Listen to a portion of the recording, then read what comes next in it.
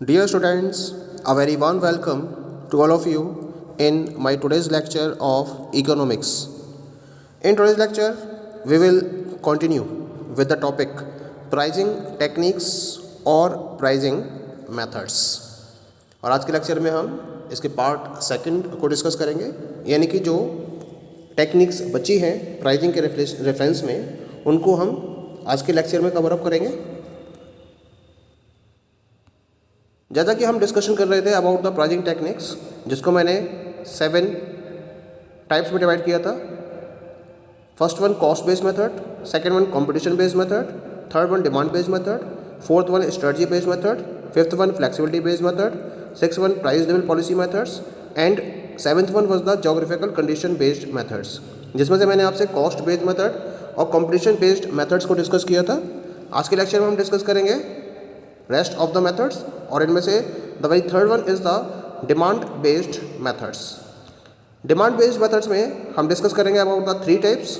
The first one is dual pricing, second is counted as price lining and discrimination and third one is known as the cyclical pricing. Let us come to the very first one and this is about the dual pricing.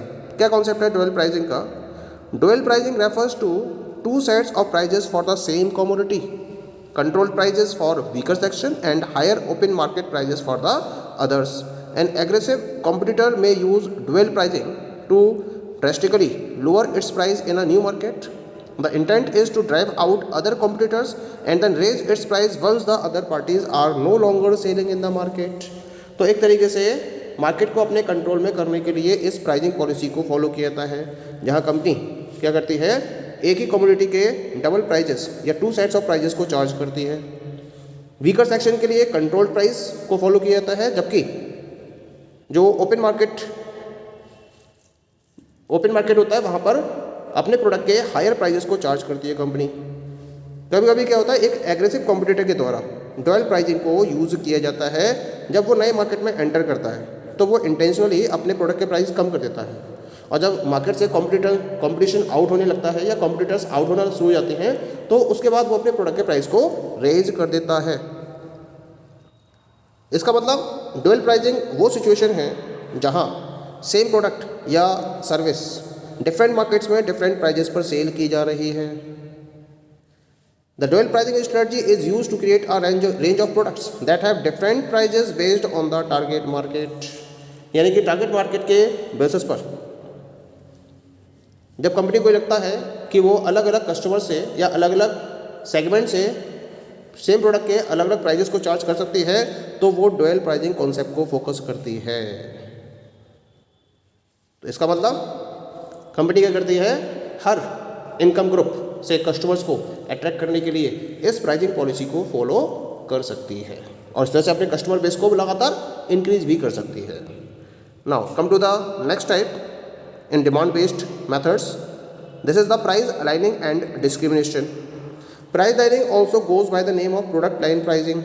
It is a process of marketing strategy where businesses and retailers set different prices of the same product but have different features, degrees, characteristics and attributes. यानी कि यहाँ पर एक ऐसा producer है market के अंदर जो वैरायटी ऑफ प्रोडक्ट्स को प्रोड्यूस कर रहा है, और है क्या कि एक ही कैटेगरी के अंदर जो डिफरेंट वैराइटीज ऑफ प्रोडक्ट्स वो प्रोड्यूस कर रहा है, उनके फीचर्स, कैरेक्टरिस्टिक्स और एट्रीब्यूट्स अलग अलग होते हैं, और इसी वजह से वो हर एक अलग प्रोडक्ट के रेफरेंस में अलग प्राइस को चार्ज करता है। तो हम इस मार्केटिंग स्ट्रेटजी को प्राइस लाइनिंग एंड डिस्क्रिमिनेशन या फिर प्रोडक्ट लाइन प्राइसिंग का भी नाम देते हैं, या दूसरे शब्द हम कह सकते हैं it is the process of categorizing the same product with different prices. As the attributes and features of the same product changes, their price also changes. It is because the customers would perceive the higher value of the product if the price is higher. यानी कि एक ही product company produce कर रही है और उसी same product category में वो अलग अलग कस्टमर से अलग अलग प्राइस चार्ज करती है, क्योंकि वो उन्हें अलग अलग फीचर और एट्रीब्यूट के सेम प्रोडक्ट को अवेलेबल करा रही है। जैसे मान लीजिए HUL है, HUL सोप कैटेगरी में वर्कआउट कर रही है, तो डव का सोप भी है, इसका पियर्स का सोप भी है, लक्स भी है। हर एक प्रोडक्ट एक अलग सेगमेंट के लिए है तो सोप, लेकिन अलग फीचर्स के साथ में, अलग एट्रीब्यूट के साथ में, अलग सेगमेंट के लिए अवेलेबल है। इसी वजह से वो सेम प्रोडक्ट के अलग अलग प्राइजेस चार्ज करती है अलग अलग कस्टमर सेगमेंट से। तो हम इस स्ट्रेटजी को नाम देते हैं प्राइस लाइनिंग एंड डिस्क्रिमिनेशन का। हायर प्राइस चार्ज करती है, जिससे कि कस्टमर्स को लगता है कि उन्हें हायर वैल्यूज मिल रही है इस प्रोडक्ट को यूज़ करने के बाद।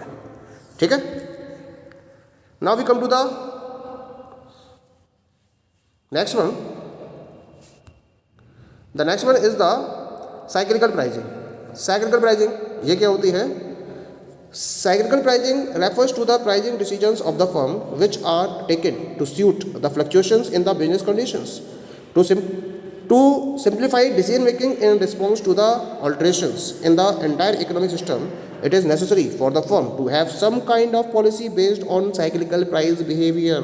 It is more apparent to say that prices are slashed during recession and packed up during a demand pull or a demand push. यानी कि साइक्लिकल प्राइसिंग का मतलब क्या है? जब फर्म के द्वारा बिजनेस कंडीशंस में फ्लक्चुएशंस को ध्यान में रखते हुए प्रोडक्ट के प्राइस को सेट किया जाता है। ये कॉन्सेप्ट होता है साइक्लिकल प्राइसिंग का, क्योंकि बहुत सारे बिजनेसेस ऐसे होते हैं जिनकी अपनी एक साइकिल चलती रहती है। कभी तो उन इंडस्ट्री के अंदर बूम की कंडीशन आ जाती है और कभी कभी ये रिसेशन की कंडीशन में आ जाती हैं। तो होता क्या है कि जिस हिसाब से मार्केट कंडीशंस चेंज होती रहती हैं उसके अकॉर्डिंग ये कंपनी अपने प्रोडक्ट के प्राइस में चेंजेस करती रहती हैं। डिपेंड करेगा किस पर, किस साइकिल में है उनका बिजनेस। इंडस्ट्री जो बिजनेस है वो किस साइकिल में ऑपरेट कर रहा है इस पर डिपेंड करेगा कि उनके प्रोडक्ट के प्राइस क्या होंगे। जैसे मान लीजिए कि रिसेशन का टाइम चल रहा है तो कंपनी क्या करेंगे, डिस्काउंटेड प्राइजेस पर अपने प्रोडक्ट को सेल करने के लिए मजबूर होंगे, ऐसा करना पड़ेगा उनको। लेकिन जब बूम का टाइम होगा तो उस केस में वो हायर प्राइजेस पर अपने प्रोडक्ट को सेल कर सकती हैं। तो हम इसको बोलते हैं साइक्लिकल प्राइसिंग। तो डिमांड बेस्ड हो गया, क्योंकि डिमांड क्या होती है, रिसेशन के टाइम पर कम हो जाती है और जब बूम का टाइम होता है तो उस समय इनकी डिमांड बढ़ जाती है और जब डिमांड ज़्यादा होती है तो उस समय वो ज़्यादा प्राइजेस चार्ज करते हैं। Now come to the next one and this is about the strategy based methods. Strategy based methods में दो टाइप्स डिस्कस करेंगे, एक तो प्राइस पेनिट्रेशन और दूसरा प्राइस स्कीमिंग। तो पहले हम बात करेंगे अबाउट द प्राइस पेनिट्रेशन। क्या मतलब है प्राइस पेनिट्रेशन का? Penetration pricing is a marketing strategy used by businesses to attract customers to a new product or service by offering a lower price during its initial offering. The lower price helps a new product or service penetrate the market and attract customers away from competitors. Market penetration pricing relies on the strategy of using low prices initially to make a wide number of customers aware of a new product. यानी कि starting में क्या होता है, जब company अपने product को introduce करती है तो मार्केट में अपनी पैठ बनाने के पॉइंट ऑफ व्यू से, अपनी हाईएस्ट अप्रोच को क्रिएट करने के पॉइंट ऑफ व्यू से कम प्राइस में सेल करती है। यानी कि जो कॉम्पिटिटर्स जिस प्राइस पर अपने प्रोडक्ट को सेल कर रहे हैं उससे कम प्राइस पर कंपनी अपने प्रोडक्ट को सेल करती है, जिससे कि मार्केट को पेनिट्रेट कर सके, मार्केट में अपना कस्टमर बेस स्ट्रॉन्ग वे में एस्टेब्लिश कर सके। इसी वजह से कम प्राइस पर प्रोडक्ट सेल करने की इस स्ट्रेटजी को हम प्राइस पेनिट्रेशन स्ट्रेटजी का नाम देते हैं। गोल क्या है इसका?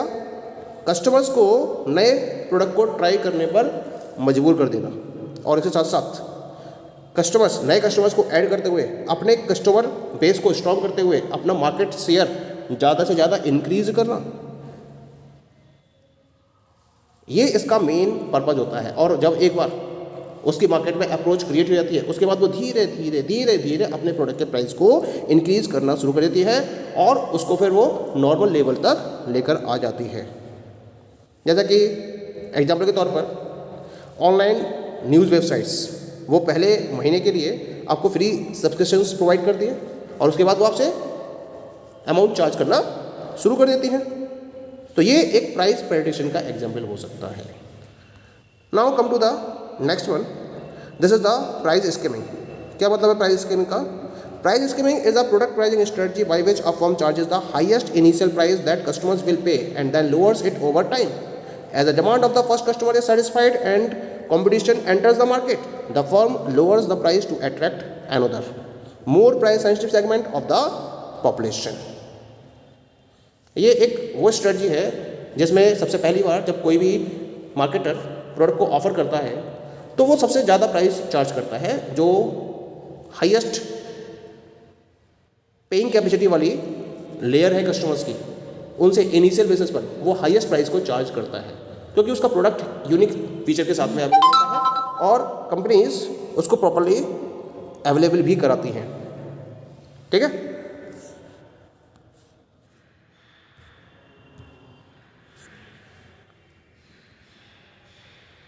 तो यहाँ क्या करती है कंपनी,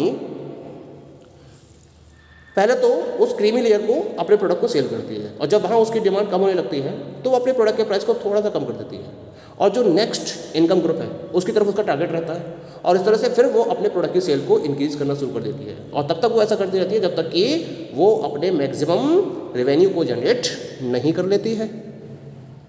तो स्किमिंग जो स्ट्रेटजी है उसको कहाँ से नाम मिला है, स्किमिंग से, यानी कि सक्सेसिव लेयर्स ऑफ क्रीम और कस्टमर सेगमेंट। तो जैसे जैसे प्राइस कम करती जाती कंपनी, वैसे वैसे अलग अलग कस्टमर सेगमेंट को टारगेट करती चली जाती है, और उसके बेसिस पर अपनी सेल को कभी भी कम नहीं होने देती है, और लगातार रेवेन्यू को जनरेट करती चली जाती है। Now we come to the third one, and this is flexibility based methods.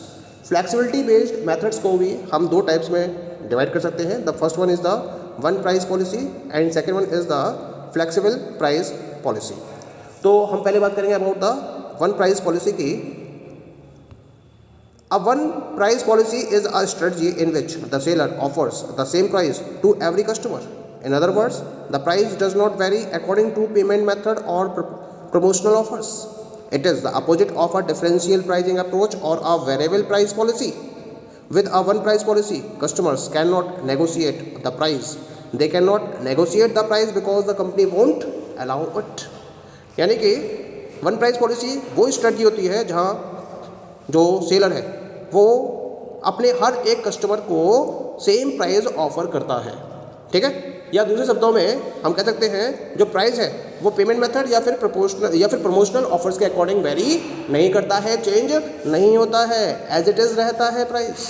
चाहे डिफरेंट कस्टमर्स हैं, चाहे डिफरेंट मार्केट्स हैं, हर एक मार्केट में कंपनी एक ही प्राइस पर अपने प्रोडक्ट को ऑफर कर रही होती है, तो इसे हम वन प्राइस पॉलिसी का नाम देते हैं। ये जो वन प्राइस पॉलिसी है वो डिफरेंशियल प्राइसिंग अप्रोच या वेरिएबल प्राइस पॉलिसी की बिल्कुल अपोजिट होती है। वन प्राइस पॉलिसी में एक ही प्राइस चार्ज किया जाता है और कस्टमर्स इस प्राइस को नेगोशिएट नहीं कर सकते, क्योंकि कंपनी उन्हें नेगोशिएट करने की परमिशन नहीं देती है। कभी भी कंपनी अलाउ नहीं करती है उन्हें कि वो इस पर्टिकुलर प्राइस को लेकर कोई भी नेगोशिएशन करे, तो हम इसको बोलते हैं one price policy. One price policy को हमें कभी भी सिंगल प्राइस पॉलिसी से कंफ्यूज नहीं करना है। सिंगल प्राइस पॉलिसी में जो कंपनी है वो अपने वैरायटी ऑफ गुड्स को एक ही प्राइस पर सेल कर रही होती है। एग्जाम्पल के तौर पर मान लीजिए कंपनी है जो पेन्स भी प्रोड्यूस कर रही है, रूलर्स भी बना रही है, नोटबुक्स भी बना रही है, हाईलाइटर्स भी बना रही है, और जितने प्रोडक्ट्स हैं इन्हें $3 ईच के हिसाब से सेल कर रही है, तो ये कहलाएगी सिंगल प्राइस पॉलिसी, ना कि one price policy. That is clear. Now we come to the second type under it. That second one is the flexible pricing policy. क्या होती है ये? Flexible pricing is a business strategy in which a product's final price is open for negotiation. In other words, customers and sellers can get together and try to alter the price. That is, either knock it down or push it up. Flexible pricing does not only apply to the price of goods but services too. It is in fact a very common strategy in tailor-made services. यानी कि इस particular pricing strategy में जो product का price है, final price है, वो negotiation के लिए ओपन होता है। कोई फिक्स प्राइस डिसाइडेड नहीं होते हैं प्रोडक्ट के। सेलर्स और कस्टमर्स दोनों एक साथ आते हैं और फिर वो प्रोडक्ट के प्राइस को चेंज करते हैं on the basis of the negotiation. अब ये प्राइजेस हायर भी हो सकते हैं डिसाइडेड प्राइस से, या फिर उससे लोअर भी हो सकते हैं, क्योंकि प्राइजेस को चेंज करने की ये गुंजाइश रहती है इस अप्रोच में। इसी वजह से इसको हम फ्लेक्सिबल प्राइसिंग स्ट्रेटजी का नाम देते हैं या फिर फ्लेक्सिबल प्राइसिंग पॉलिसी का नाम देते हैं।